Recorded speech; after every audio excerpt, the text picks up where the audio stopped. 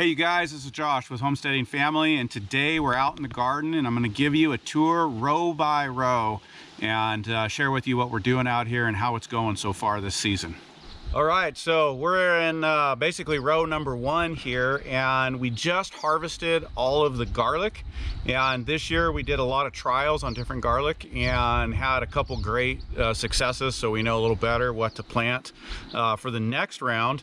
But we try to stack functions and stack what we're growing in a single bed. We want to grow more than one variety in a bed during a season, hopefully a couple different varieties or species at the same time. So while we had the garlic in, we planted some chard, but I think one of the kids did that and they didn't pull the mulch away well enough, so we only got a few chards coming up. So now that we've harvested the garlic and we've got it curing, we've now planted a row of chard, and we're about mid-season, and so this chard's going to serve us real well well into November, maybe even December if our winter doesn't hit real hard.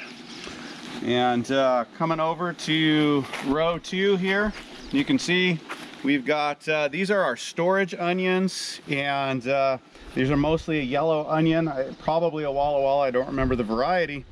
And then these carrots are our early season carrots, and we grow these not for harvest but for early eating, and you can see they are just getting ready. I'm not going to take a bite of this guy, it's going to need to be cleaned off, but let me see, this is actually the first one I've harvested out of here.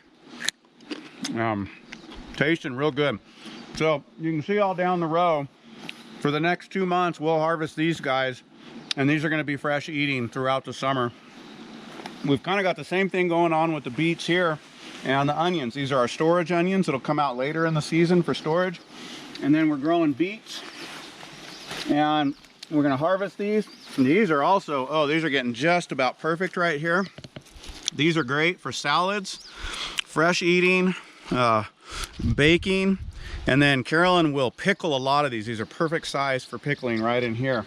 So I'm actually going to have to go tell her that she better get out here and start harvesting these. And again, these are early season. We've got some other stuff going down the way. These are our storage potatoes. And so when I say storage, I mean not for fresh eating. These 2 rows, and I want to show you something down here. We planted these later in the season for a late harvest. We've had a few cabbages and broccolis that are mostly gone now, intermixed in here. These are some red cabbages. Take a little while to mature up. They're doing good. And then we've got some parsnip from last season. We didn't realize we missed these, and they came back up, which I was really happy about, because I'm going to experiment with saving seeds on these. These are an heirloom variety, and so when they're ready, we'll save the seeds off of these guys. Okay, and in row, I think 6, 7, and 8, this is our root storage crops. So we planted these late in the season because they can mature up in the cool weather. And we've got parsnips here. They haven't quite come up yet. And then I'm interplanting some cilantro and some spinach that we'll use throughout the season while the parsnips come up. We've got carrots coming up this row, along with some cilantro and some spinach. And hey, did you guys know that cilantro, besides being great in salsas and salads, is great to let it flower and go to seed for pollinators and also for beneficial insects? We get a lot of questions about what to do for different bugs, and we can't, you can't answer every question, but people want organic solutions. And one of the best long-term organic solutions is to companion plant and find varieties that grow in your area that you can grow with your plants that bring in beneficial pests, and wasps, different things like that are both pollinators and they're also predators, and they will eat some of the bugs that you're having problems with. And so cilantro is great for that. You can see I've got one cilantro plant. That's a remnant that came up from last year, and we're going to let it go to seed as well and save some seed. And then the last row is beets, and that is another storage crop.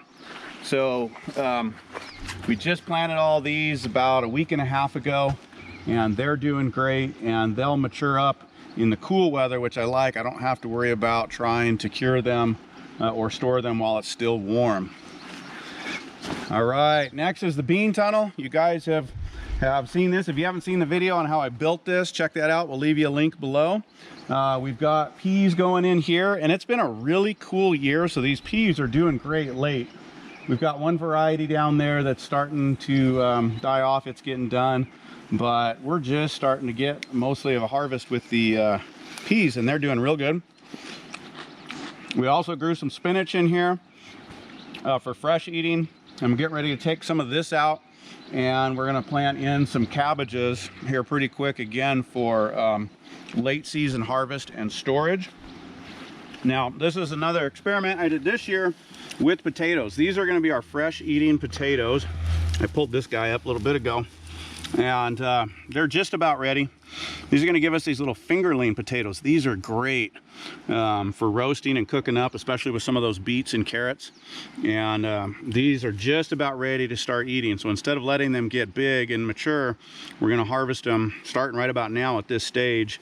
And again, that just provides us, extends our season, gets us some early eating out of the garden and early fresh eating.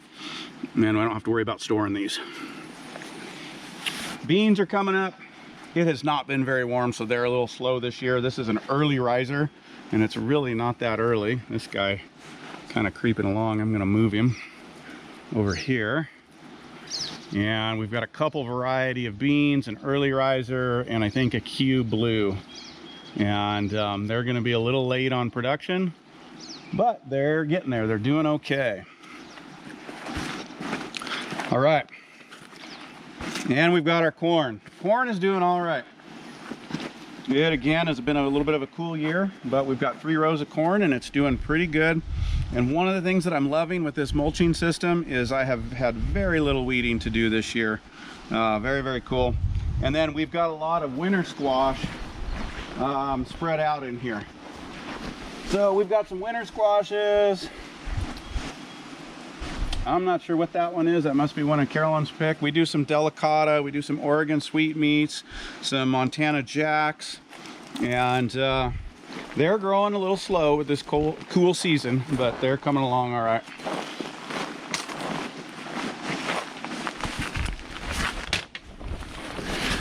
And last, we've got the bean tunnel, and this is an experiment this year because we needed a better place to grow our cucumbers and our tomatoes, and they're doing pretty good. We, along with the cool year, we had a setback right when I transplanted these guys.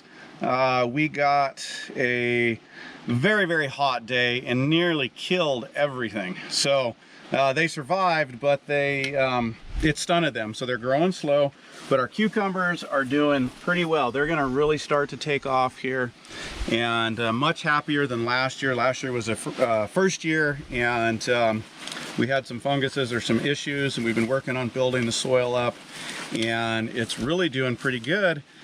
And again, we've got a mixture of things growing in here. So we've got some tomatoes that we're vining up these lines. We've got some peppers, and they're coming along a little slow, but they'll get there. And then we've got onions interspersed in here. And again, these are not storage onions, these are fresh eating onions. So we're in here harvesting every day and trying to make the most of our space. But these guys, I got to come through here every couple days and just make sure that they're following the line. Okay, well, that's what's going on so far in the garden this year. It's turning out to be a pretty good year, even though it's a little cool. Finally, we're getting some nice blue sunny days, and hopefully the heat will kick on a little bit here in North Idaho. And especially some of these heat-loving plants like the corns and squashes and tomatoes will kick it into gear. But remember to grow for your environment. While we have these crops that are warm season crops, we've got a lot of root crops that do really well in our environment, and we've learned over time to grow, you know, not just what we like, but what does best. So that's it for today. Thanks for hanging with me, and I'll get you back out here in the garden in a few weeks, and we'll see how it's going.